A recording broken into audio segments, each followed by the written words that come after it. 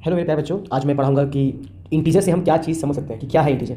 तो basic level पे तो हम सबको जानते हैं क्या होता है इंटीजर। इसका मतलब अगर हम पॉजिटिव काउंटिंग नंबर को ले लें या ऐसे कह सकते हैं पूरा whole number and negative counting number is known as integer. इसका मतलब हम इंटीजर में सारे पॉजिटिव काउंटिंग नंबर लेंगे, सारे नेगेटिव काउंटिंग नंबर लेंगे और जीरो भी लेंगे। इसका मतलब ये हुआ कि ये सारे हमारे इंटीजर हैं, चाहे नेगेटिव में हो, चाहे वो नेगेटिव में हो, चाहे वो पॉजिटिव में हो, चाहे वो जीरो हो। हाँ, ये सारे हमारे होते हैं इंटीजर। इसलिए इंटीजर को हम लोग आई या जेड से डिनोट करते हैं। इसका साइन होता है कैपिटल जेड और आई से। तो देखते हैं इसमें हम क्या पढ़ सकते हैं। इसका मतलब ये हुआ कि अगर हम सिर्फ प्लस के नंबर को लें तो ये हमारा होता है पॉजिटिव इंटीजर। क्या होता है? Positive integer. इसका मतलब इसको हम आई प्लस करके लिख सकते हैं। कहीं कहीं पे आपको साइड बुक में, आपको रेफरेंस बुक में आपको आई प्लस दिया होगा। और अगर हम लेफ्ट साइड में देखें, जितने भी नेगेटिव नंबर है अगर उनकी बात करेंगे तो इसको हम बोलेंगे नेगेटिव इंटीजर।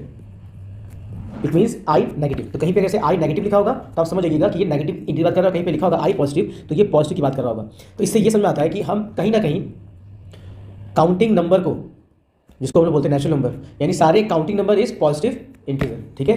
तो अगर हम बात करेंगे जीरो की, तो जीरो ना ही पॉजिटिव इंटीजर है और ये ना ही नेगेटिव में आता है। इसका मतलब ये हुआ कि जो हमारा जीरो है वो ना ही पार्ट ऑफ पॉजिटिव इंटीजर का है और ना ही पार्ट ऑफ नेगेटिव इंटीजर का है। इसका मतलब zero neither positive non negative. ठीक है। हाँ, अगर मैं सिर्फ बोलूँगा इंटीजर तो yes, zero is integer, but positive integer zero में नहीं आता और नेगेटिव भी नहीं आता इंटीजर। ठीक है। इसका मतलब ये होगा कि जीरो की जो राइट साइड में है वो पॉजिटिव वैल्यू होगी राइट साइड में, और जो लेफ्ट साइड में होगी वो नेगेटिव वैल्यू होगी। चलिए आगे बढ़ते हैं। अगर हम इंटीजर को, अगर सपोज कर लीजिए मैं एक्स और वाई लेट कर लूँ कि इंटीजर है, तो इंटीजर को आपस में ऐड करेंगे। जैसे लेट कर लेते हैं 7 और इसको लेट कर लेते हैं 3। तो 7 और 3 को ऐड करेंगे कितना आएगा? 10। और 10 हमारा काउंटिंग में आता ही है। ठीक है। अगर हम ऐसे सपोज कर ले -6 और -3, इन दोनों को ऐड करें तो आंसर आएगा -9। तो ये भी इंटीजर है, ये नेगेटिव काउंटिंग में आता है। इसका मतलब ये हुआ कि अगर आई एक्स और वाई अगर इंटीजर है, दैट मीन्स उनका सम भी क्या आएगा? इंटीजर।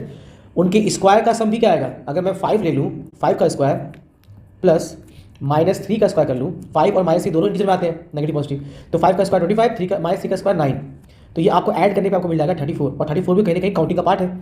इसका मतलब अगर एक्स वाई इंटीजर है तो उनका सम क्या आएगा? इंटीजर। उनके स्क्वायर का वैल्यू भी क्या आएगा? इंटीजर। और अगर मैं उनके 2 टाइम्स और 3 टाइम्स का भी सम करूंगा तो वो भी क्या होगा? इंटीजर। ओवरऑल इसकी वैल्यू इंटीजर ही आएगी।